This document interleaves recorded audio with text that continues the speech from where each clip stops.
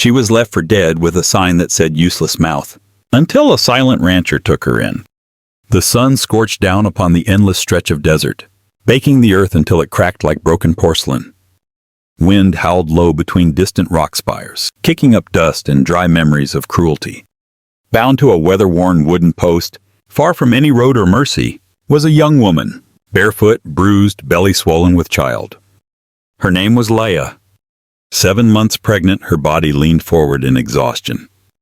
Her wrists were tied tightly behind the post. Her ankles scraped raw where the rope had cut through. A rag, blood-stained and coarse, was stuffed into her mouth, tied at the back of her head. And from her throat hung a wooden placard, nailed crudely with wire. It read, "Useless mouth." She tried to scream, but nothing came. Only a rasping sound, broken and guttural. Her lips moved, her eyes pleaded, but the sound that escaped her was no more than a soft, pitiful gurgle. Her throat had been torn violently from the inside, her vocal cords severed. Not even her breath could form a word anymore. A gust of wind lifted her tangled blonde hair. Her eyes blinked against the sting of sand. Somewhere in the distance, hooves echoed and laughter rang out. Coarse, heartless. "She's no good for anything now," a man's voice called. "Let the buzzards have their meal."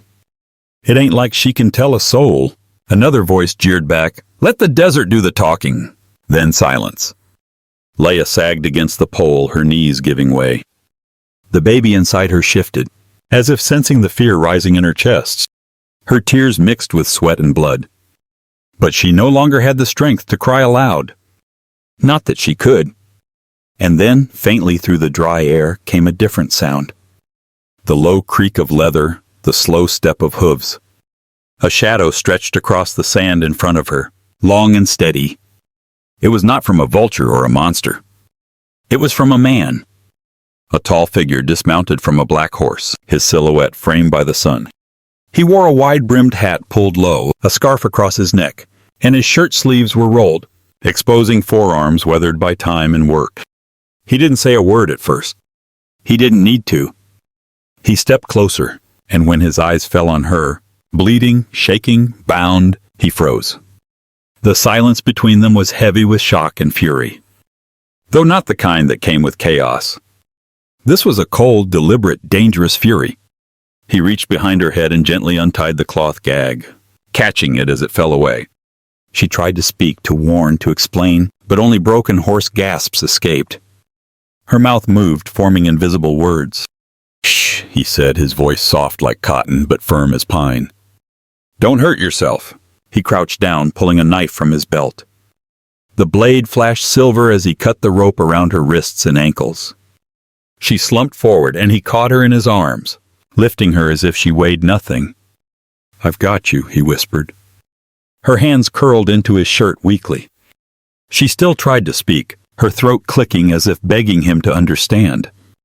He looked down, saw the tremble of her lips, the swell of her stomach. "I don't know who did this to you," he said slowly. "But they won't touch you again." She looked up into his eyes, green, gray, storm-colored, and for a moment time stopped. Not because he was a stranger, but because he wasn't. Somehow something in his gaze told her he knew this kind of pain. Not the same scars, but the same silence. He adjusted her in his arms, whistled low to his horse, then climbed into the saddle with her held close. As the horse started toward the hills, he spoke again, quiet but certain. "My name's Thomas." He looked down at her once more, unsure if she could hear him clearly.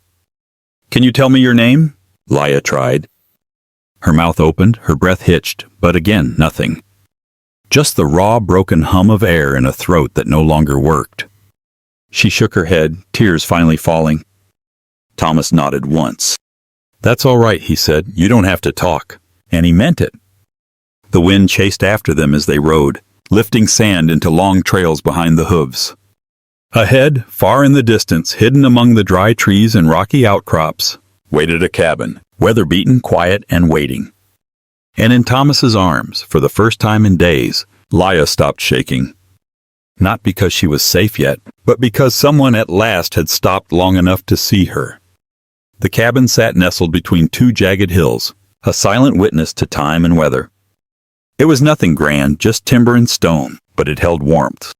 As Thomas carried Leia across the porch, the creak of the floorboards welcomed them like a familiar song. He opened the door gently, careful not to jostle her injured frame, and stepped inside. The inside was sparse but clean. A cot by the wall, a hearth blackened with old smoke, a table with a single chair, and shelves lined with canned goods and handmade tools. Thomas laid her carefully on the cot, then knelt beside her. He didn't speak. He brought a basin of warm water, clean cloths, and a tin of salve. With the gentleness of a father tending to a child, he dabbed at her split lip, cleaned the crusted blood from her face, and wrapped her wrists in gauze. When he finally reached her throat, he hesitated, then continued, his expression tight. Her wounds told him more than any words could. Leia watched him, her body trembling with pain, but her heart beat with a strange, raw calm. This man, this stranger, wasn't looking at her with disgust or desire or pity. He wasn't asking questions. He wasn't demanding explanations. He was just there, present, steady, and silent. She flinched when he gently brushed a damp strand of hair from her cheek. He paused, meeting her eyes. She expected to see judgment. She saw only quiet resolve. A gust of wind outside howled against the walls as a desert storm rolled in. Thomas sighed softly and moved to the hearth. Within minutes, flames danced in the fireplace, casting flickers of gold and orange across the wooden walls. He placed a wool blanket over her, tucking it gently beneath her feet. Then from a drawer, he brought a small notepad and a pencil. He set them beside her on the cot and gave a slight nod. Leia hesitated, then reached out, her fingers trembling. Slowly she wrote, "My name is Leia, I cannot speak anymore." She turned the pad to face him. He read it, then looked at her and nodded. She waited for something, questions, sympathy, maybe even tears. But he gave her none of that. He simply tore off the page, folded it once, and placed it carefully in his pocket, as if her words mattered, as if they belonged somewhere safe. Thomas didn't sleep in the cot that night. He pulled an old rocking chair near the fire, leaned back, and kept one eye on the door. Leia drifted off, exhaustion finally claiming her. Her last vision was the silhouette of a man in shadow, still and unmoving like a sentry. The night deepened. Wind rattled the shutters. Somewhere outside, a coyote howled. The fire hissed as it met a stubborn log. Leia woke suddenly, heart pounding. For a moment, she didn't know where she was. Her hands flew to her belly. The baby kicked faintly beneath her ribs, alive and fighting. She turned her head. Thomas was still there, still in the chair. But this time he wasn't watching the fire. He was watching her. His elbows rested on his knees, hands clasped between them. One of those hands reached forward, and ever so gently it rested atop her blanket, where her belly rose like a small hill. It wasn't a bold touch. It was a shield, a vow. A man silently promising a life he didn't know he could still give. Leia didn't move. Her throat burned, her eyes filled, and for the first time since the pain, since the betrayal, since the desert, she felt something that looked like peace. Thomas looked up when she stirred. She met his eyes, and for the first time she didn't look away. He didn't speak. She couldn't. But it was enough. The storm rolled in heavy and low, thick clouds swallowing the moonlight as thunder rumbled across the barren hills. Inside the small cabin, Leia clutched the edge of the cot, her breath ragged, her face pale. It had only been 3 days since she arrived, 3 days since she'd been cut down from the desert post, since she'd heard her own broken voice echo uselessly in her throat. But now there was no time to dwell on pain. Her body had chosen its moment, and it was too soon, too early. Thomas had been chopping wood behind the cabin when he heard the sound, the unmistakable knock of something falling to the floor. When he rushed in, Leia was on her knees, doubled over, one hand clinging to the edge of the table, the other pressed protectively over her belly. Her eyes were wide, wet with fear. She pointed to her stomach, then the floor.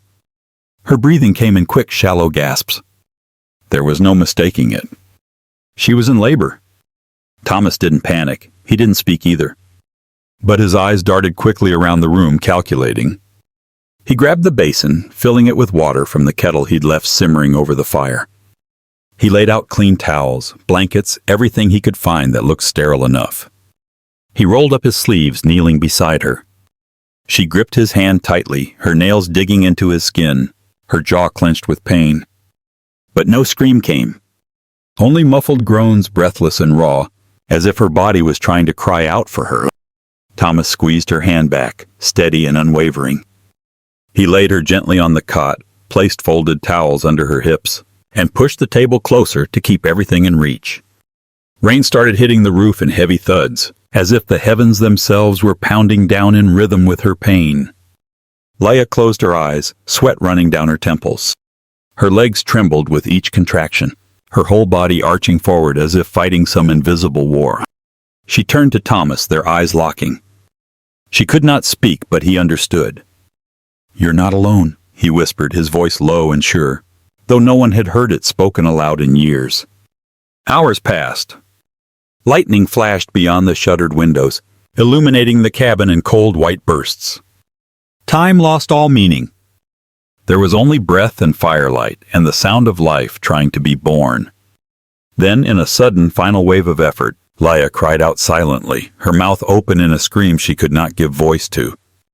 Her hands fisted the sheets, and then the room filled with a sound that did not come from her. It was the cry of a baby, sharp, demanding, alive. Thomas blinked in shock, his hands trembling slightly as he held the slick, tiny body. A boy. His lungs were strong, his limbs reaching, his eyes squeezing shut against the light. He quickly wrapped the baby in a soft towel and placed him on Leia's chest. Her hands immediately cradled the infant. Her body collapsed with exhaustion, but her eyes filled with something brighter than tears. It was awe, it was life. Thomas stepped back. He looked at them, mother and child, and something in his chest cracked open. He turned without a word and walked to the door, opening it to the rain. Outside, the wind hit him like a baptism. He walked out onto the porch and gripped the wooden railing until his knuckles turned white. His shoulders rose and fell with each breath, but no sound came from him. No sob, only water. Some from the sky, some from his eyes. He stood there, still as stone, as thunder echoed across the desert. And in that moment, a man who hadn't spoken more than a few words in a decade, who had buried his voice along with his son, let himself break. But not from pain. From something else, something softer. Something beginning. The days that followed passed quietly, each one marked by the small rhythms of survival. The baby, whom Leia had named Elijah by writing the name on a piece of folded paper, brought a new life into the cabin in ways neither of them had expected. His soft cries, his constant hunger, his warm weight in her arms, each moment reminded her that life was moving forward, even when her voice could not. Thomas had taken to carving during the long hours.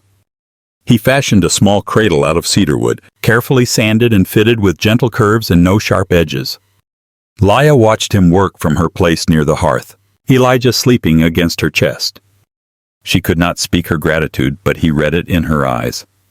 One evening, after Elijah had drifted to sleep and the wind whispered low against the walls, Leia sat beside the cradle.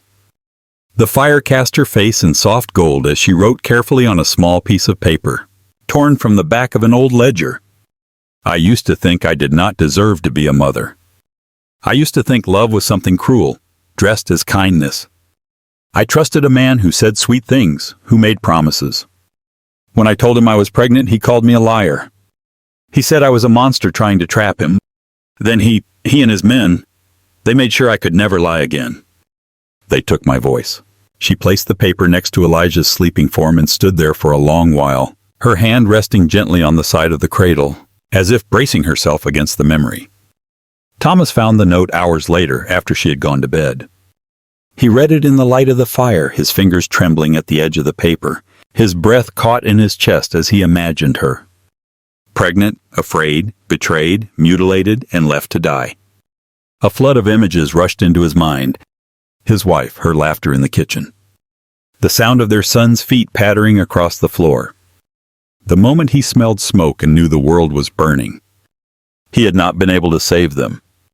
And for 10 long years he had spoken to no one, not out of anger, but because there was no one left to hear him.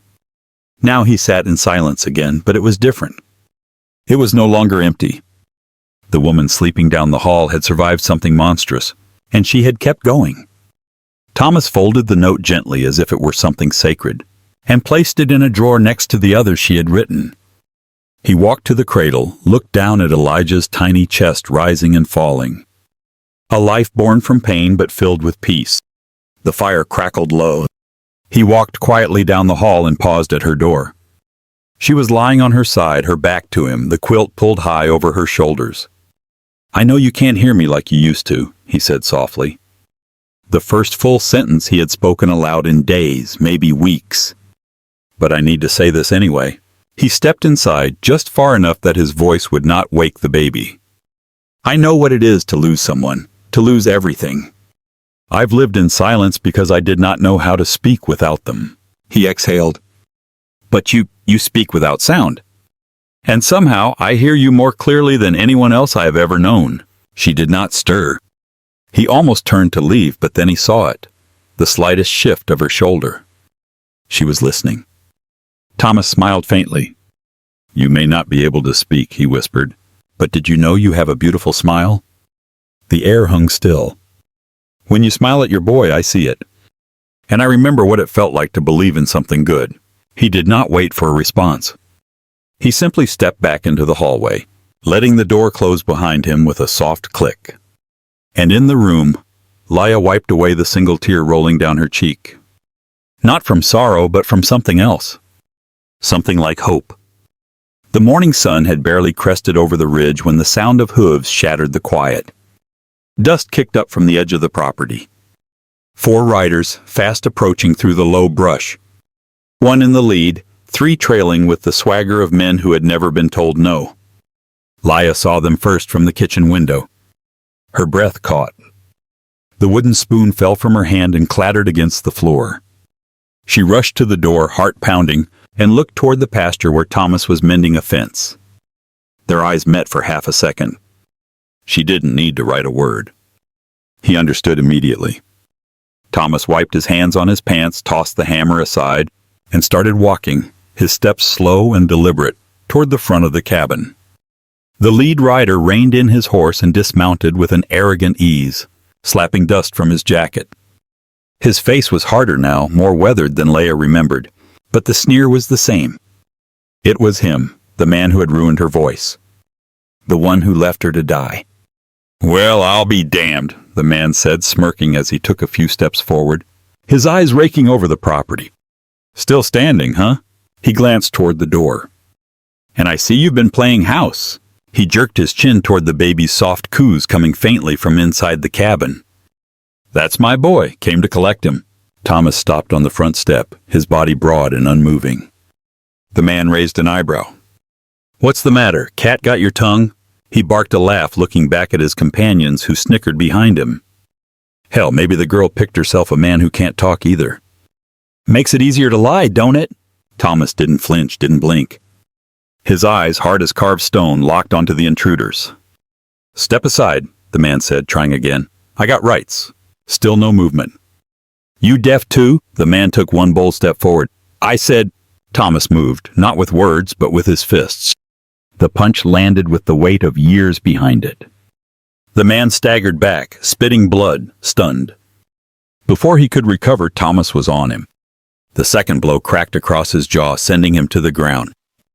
The other 3 men made a move to draw their weapons, but something in Thomas's glare stopped them cold. This wasn't just a man defending a woman. This was a man who had lost everything once and wasn't about to let it happen again. 2 of the men turned their horses and rode off without a word. The third backed away slowly, palms raised, then followed. The false father tried to rise, groaning, but Thomas caught him by the shirt and hauled him to his knees. Dust clung to the sweat on both their faces.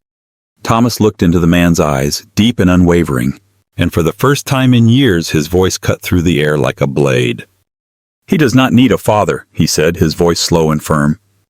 "He needs someone who knows how to protect him." The man froze. Those words landed heavier than any fist. Thomas let him go. The man slumped backward, panting in pain and humiliation. He looked toward the house, toward Leah, who stood with Elijah in her arms, silent and strong in the doorway. Her eyes blazed with a mix of fury and pride. "Go," Thomas said, pointing to the trail, and do not come back." The man scrambled to his feet, staggered to his horse, and mounted with a curse muttered under his breath. But he did not look back, not once. When the dust settled and the hoofbeats faded into the distance, the ranch was still again. Thomas turned. His lip was bleeding, his knuckles scraped raw, but his shoulders eased as he looked at her. She hadn't run, she hadn't hidden. She had stayed. Their eyes met. Leah stepped forward, one hand still held Elijah. The other reached out and gently took Thomas's bruised fist into her own. She brought it to her lips and kissed it. "Thank you," the gesture said. "Not just for fighting, but for choosing us." Thomas nodded, no words left now, none were needed. Because on that land, beneath that sky, they had finally drawn a line and crossed it together. The fight left more than just bruises. Thomas's ribs ached with every breath, and a thin cut above his right eyebrow bled into his temple, staining the collar of his shirt. But he had not flinched. Not when the fists struck, not when the past returned in the form of a man who saw women as property. Now, as the sun slanted low across the horizon, bathing the cabin in golden light, Thomas sat on the edge of the kitchen table, shirt unbuttoned. Leah stood beside him with trembling hands and a needle threaded with coarse black string. He had not protested when she motioned for him to sit. He had simply nodded and waited, still impatient. Leah's fingers trembled as she dabbed the wound clean. Blood seeped slowly from a gash across his shoulder.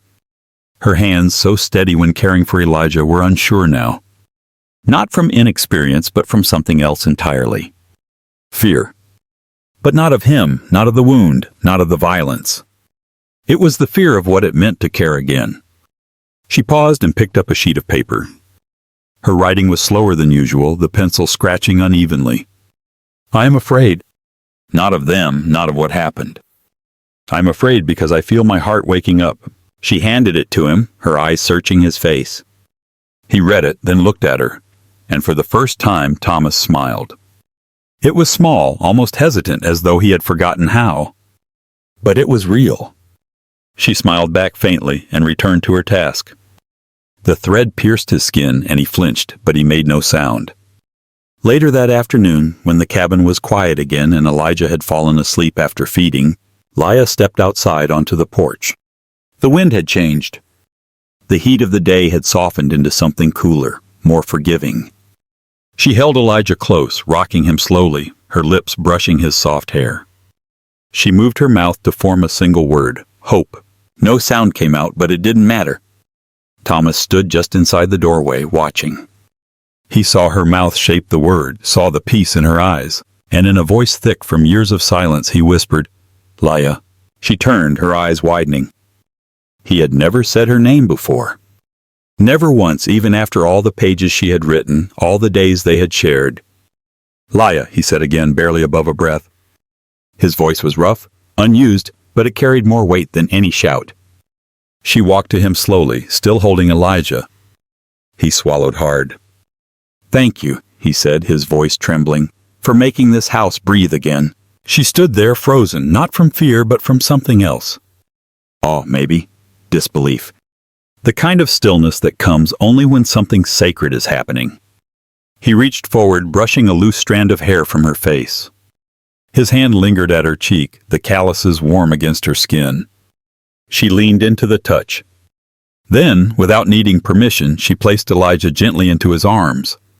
He took the child as if he were holding light, fragile, sacred, new. She found an old envelope near the door and wrote one word on the back. Family. And she showed it to him. His eyes stung with sudden heat. "Yes," he whispered. They sat together on the porch steps, the baby sleeping between them. The sky wide and filled with the pink haze of a setting sun. No more words were needed, not tonight. The desert winds had softened. The days grew a little longer, a little warmer. And the land, though still dry and hard, began to show signs of yielding under tender care. Just beyond the porch, 2 rows of soil now bore the fragile beginnings of green shoots, coaxed from the earth by Leah's patient hands. She had never planted anything before, never stayed long enough in one place to believe something could grow. But here, things were different. She had officially named her son Elijah. She wrote it on the first page of the worn notebook Thomas had given her, beneath the date of his birth in a single sentence. Elijah, he who survives. It was the name of resilience, of storms weathered, of a voice taken and a strength reclaimed. Thomas did not question it. He simply read the word, then nodded, as if it had always belonged to the boy. A few days later, Thomas did something he had not done in years. He left the ranch. With Elijah in his arms and Leah riding quietly beside him, they made the slow journey into the nearest town, hours away by horse. It was the first time Leah had seen so many people since the attack. She kept her head low under the brim of her hat, but Thomas never left her side. At the clerk's office, Thomas filled out the paperwork for Elijah's birth certificate. Leah could not sign, so Thomas wrote his own name slowly on the line marked Father. When the clerk glanced up, surprised, Thomas did not flinch. He simply said, "He's ours." The clerk didn't ask anything more. On the way home, Thomas taught Leah how to guide the horse gently, how to hold the reins without tension. Her hands were still unsure, but he was patient, riding beside her at a slow pace. She wrote questions in her notebook, held them up for him to read, and he answered with small nods and soft gestures. They shared a laugh once when she steered too sharply and her hat flew off in the wind. Thomas retrieved it, dusted it off, and placed it back on her head with exaggerated care. She smiled a true, unguarded smile. Later, back at the ranch, the days fell into a rhythm. Mornings were for feeding the animals and tending the small garden. Afternoons were for teaching. Thomas showed her how to mend fencing, how to oil leather, how to whistle loud enough to call the horses. Leah, in turn, taught him how to read her expressions better, how to understand her needs without her ever needing to write them down. Elijah grew stronger by the day, his cries turning into giggles, his hands always reaching for them. They were not bound by blood, but by something deeper. One evening, as the wind cooled and the sky turned a soft gold, they sat together around the wooden table inside the cabin. Dinner was simple. Stew and cornbread, the kind of meal born from shared work. Elijah slept in his cradle nearby, the fire casting long shadows across the floor. Thomas looked up from his plate and studied her face in the firelight. She was smiling at something Elijah had done earlier, one of those soft, distant smiles that linger in the heart long after the moment has passed. He cleared his throat. "If one day you decide you want to leave," he began, his voice low and steady, "I won't stop you." She looked up, startled.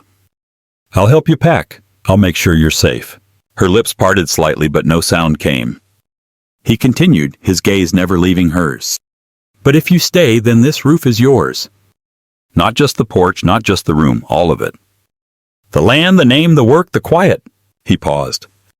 "It will all belong to you, as long as you want it." Leah blinked hard. She reached for her notebook, but her hand stopped midway. She set it down. Instead, she reached across the table and took his hand. She did not need to write anything, not tonight. Her fingers tightened around his, and Thomas, the rough and scarred rancher, closed his eyes for a moment and simply breathed. She had chosen to stay. Not out of fear, not from a lack of options, but because the silence between them no longer meant emptiness. It meant home. A year passed like the slow bloom of spring in the desert, gentle, almost invisible, until one day you realize everything has changed. The ranch, once a place of stark silence and solitude, had become something else entirely. With Leah's vision and Thomas's quiet, steady hands, it had transformed into a small sanctuary, a working farm, and a safe haven for women who had known hurt but refused to be broken. There were 3 others now. A woman with burn scars on her arms who rarely looked anyone in the eye. Another who hummed sad lullabies under her breath, though her own baby was long gone. And one more who hadn't spoken a word in 6 months, not because she couldn't, but because she wouldn't. No one asked questions. They didn't need to. They dug soil together, strung fences, milked goats, and hung laundry in the sun. They shared silence the way others shared conversation. And Leah, with her golden hair, strong spine, and soft eyes, stood among them as one of their own, yet something more. A beginning, a promise. That evening, just as the sky was folding into shades of violet and gold, Thomas called to her with a gentle wave of his hand. He waited near the barn with Elijah perched on his hip. The boy squealed when he saw her and reached out, his little arms flailing. She kissed his forehead and handed him gently to one of the other women nearby. Thomas offered his hand. Without hesitation, she took it. They walked together side by side up the ridge behind the farmhouse. The wind rustled through the tall grasses. Somewhere in the distance, a hawk cried. And there at the top of the hill stood a lone tree. Tall, still growing, but sturdy now. Leah remembered the story. He had planted it the day he buried his first son.